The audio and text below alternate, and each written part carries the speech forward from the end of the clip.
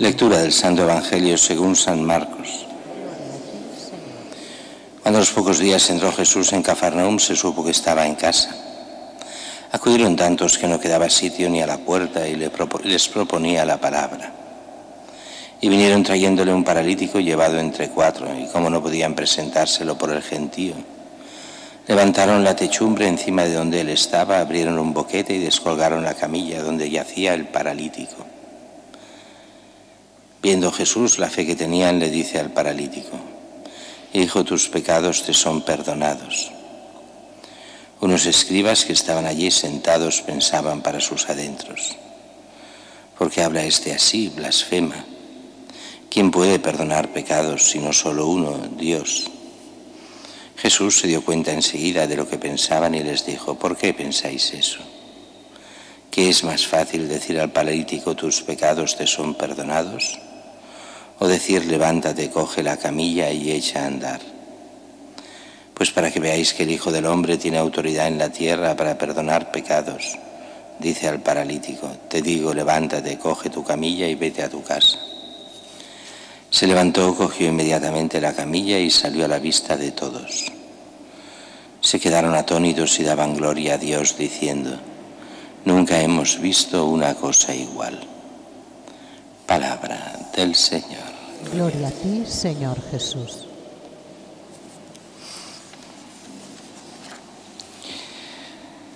La primera lectura, continuamos todo este tiempo, todo este mes, este libro de Samuel. Y hoy es un proceso, un punto clave de cara a la historia de Israel. La historia de Israel hasta este momento, hasta Samuel, había vivido con jueces, no tenían reyes, no tenían palacios para los reyes, sino que era un juez, era una especie de coordinador de las diferentes tribus, pero sobre todo de cara a cuando habían conflictos y guerras con otros pueblos. Pero por lo demás, cada tribu hacía lo que quería, más o menos, se autogobernaba con otros jueces de menor calibre. Pero llega un momento en que viene ese pecado enorme que es: queremos ser como los demás. Eso aquí lo hemos oído 1000 veces. No, es que en Europa lo hacen, y en Europa, pues si se hace en Europa, si se aborta en Europa, si estas leyes se hacen injustas en Europa, también ha de ser aquí. Así que queremos ser como los demás pueblos, donde no tengan en cuenta a Dios, casi en el fondo viene a ser eso. Y Dios le dice a Samuel: hazles caso, pero adviérteles. Y las advertencias hoy casi hacen reír. Hombre, si cogéis un rey, os tomará el diezmo de todo lo que ganéis, de vuestros rebaños, de todo lo que de alguna forma recogeréis como frutos. El 10% irá al rey.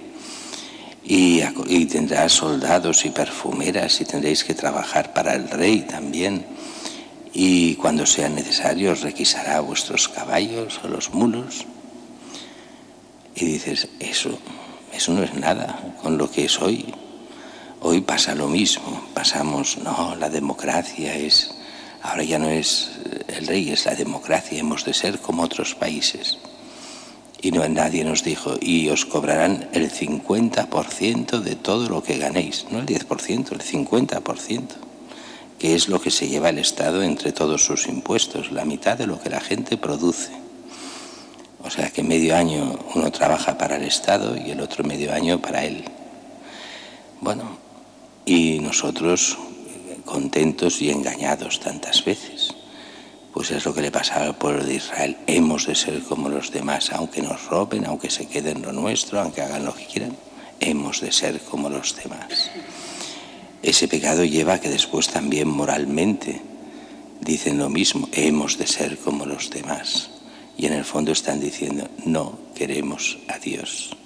Dios fuera de nuestras vidas, nuestro nuevo Dios, hoy en día es el Estado, los gobernantes, las leyes civiles. Esos son dioses. Y el cristiano sabe que eso no es verdad, eso es pasajero. ¿Que hacen muchísimo daño? Sí, muchísimo. Que la corrupción así se generaliza en todos los países también. Que eso lleva a mucha gente al infierno, sin ninguna duda. Que toca al cristiano, primero ser consciente de que nos toman el pelo. Eso hemos de ser muy, muy conscientes. Segundo, que el Estado no es Dios y solo hay que servir a Dios nuestro Señor. Y dejemos la primera lectura, vayamos solo un momento al Evangelio. Jesús vuelve a Cafarnaúm, todo el mundo va hacia él, se está haciendo ya muy famoso, quieren que los curen a todos y dice que empieza, la gente llega a él, y dice que empieza a explicar la palabra. Y de nuevo no se nos dice qué explica, solo dice la palabra. Siempre en Jesús hay enseñanza, y después de la enseñanza pues hay las obras de caridad, como son estos milagros. Y en medio de la enseñanza hay, como sabéis, hay dos tipos de enseñanza: la enseñanza directa, la enseñanza, digamos, de alguna forma así teórica, y después esa que se da por la práctica, con los signos. Y aquí hay una enseñanza de Jesús por medio de signos que escandaliza a la gente. Mejor dicho, la gente no, a los bien pensantes, a los escribas, a los teólogos del momento. Y es que desmontan el techo para bajar en la casa de Pedro, bajar una camilla.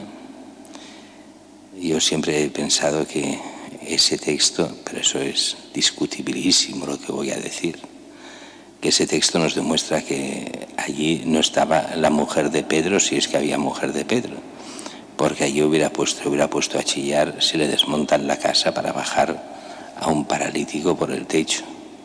Pero bueno, el caso es que lo bajan.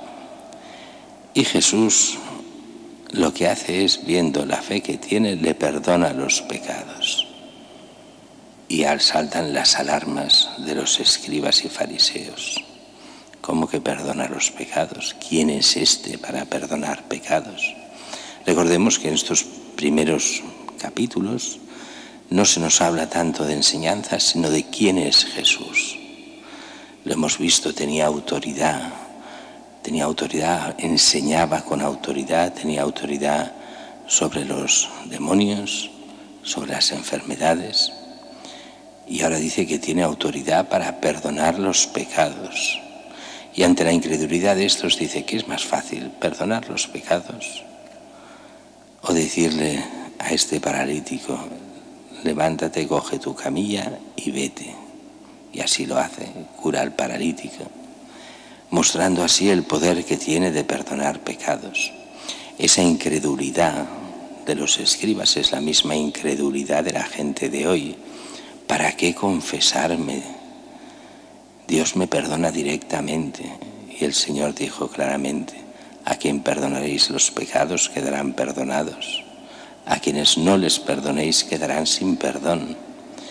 La misión de la Iglesia es llevar por el camino de la gracia, por medio de los sacramentos, llevar por el camino del bien y la conversión, para poder, en fidelidad a Cristo, llegar a la vida eterna.